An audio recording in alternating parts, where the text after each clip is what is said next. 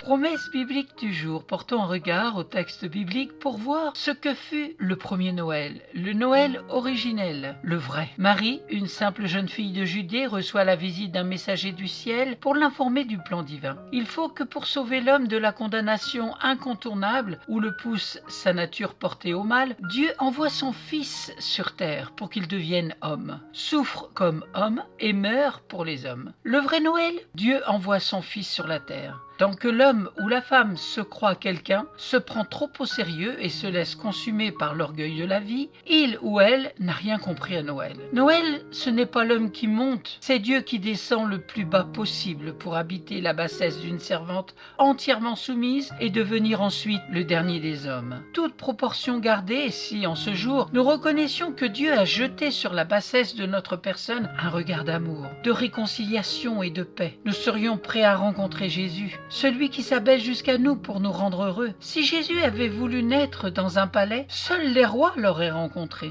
Il a voulu naître dans une étable pour que le plus humble des bergers s'y sente à l'aise. Descendre de notre piédestal, c'est faire un pas vers celui qui s'est fait humble à Noël. Et la vraie joie de Noël, c'est de le rencontrer, lui, puisqu'il est descendu assez bas pour que nous puissions le faire entrer dans notre vie. Marie, humble servante du Seigneur. Et Marie doit donner naissance à ce fils que la vertu du Saint-Esprit va faire naître en elle, malgré sa virginité. Marie aurait pu discuter, s'opposer au message divin, dire que c'est impossible. Au lieu de cela, elle accepte. Elle croit à l'incroyable nouvelle. Elle se soumet, répondant à l'ange Gabriel venu du ciel pour la prévenir. « Je suis la servante du Seigneur, qu'il me soit fait selon ta parole. » Et à peine remise de son émotion, elle entonne un cantique, tant son âme est bouleversée par un sentiment d'adoration. « Mon âme exalte le Seigneur et mon esprit se réjouit en Dieu, mon Sauveur, parce qu'il a jeté les yeux sur la bassesse de sa servante. Car voici, désormais, toutes les générations me diront bienheureuse, parce que le Tout-Puissant a fait pour moi de grandes choses. » Vous lirez ces versets dans le premier chapitre de Luc. La bassesse de sa servante, Marie a pris sa vraie place, la seule qui lui convenait, la seule aussi qui nous convient si nous voulons fêter Noël dans l'esprit du vrai Noël. Noël reste Noël, pas seulement la fête des enfants ou l'abondance du réveillon, mais le vrai Noël biblique. Peut-être pour certains le souvenir des Noëls d'autrefois, où le père de famille ouvrait la vieille Bible pour lire le récit de Noël. Auriez-vous la nostalgie de ce Noël-là? Eh bien rassurez-vous, point n'est besoin de retrouver le grand-père ou la vieille Bible.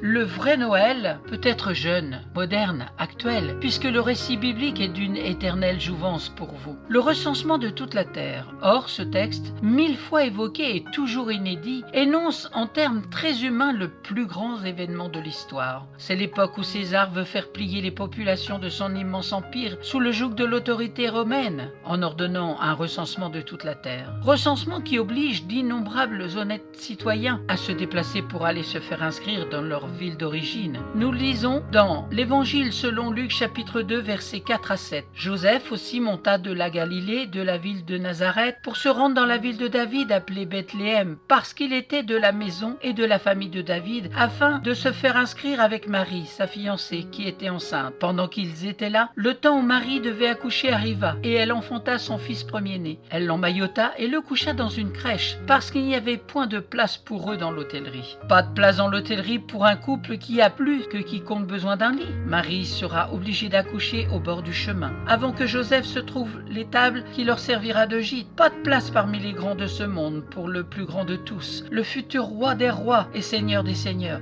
Pas de place dans le monde des affaires, car la rentabilité, premier objectif de l'aubergiste de Bethléem, ne veut qu'un couple sans le sou occupe une pièce qui, en ces jours de recensement, peut rapporter gros. Essayons de rappeler le récit biblique de Noël pour que quelque chose du vrai Noël originel pénètre nos célébrations de fin d'année. Les évangiles mettent devant nous plusieurs personnages, des bergers, des mages, une vierge de Judée nommée Marie, son fiancé Joseph et avant eux, un cousin par alliance, Zacharie, le père de Jean-Baptiste. Tous ces personnages jouent un rôle essentiel dans la symphonie biblique de Noël. Merci pour votre écoute, c'était un petit regard aujourd'hui des textes bibliques pour voir ce que fut le premier Noël, le Noël originel, le vrai. Et pour terminer, un petit conseil, c'est dans Ésaïe chapitre 55 verset 6. Recherchez l'Éternel pendant qu'il se laisse trouver. Faites appel à lui tant qu'il est prêt. Soyez abondamment bénis et très bonne fête de fin d'année. À très bientôt.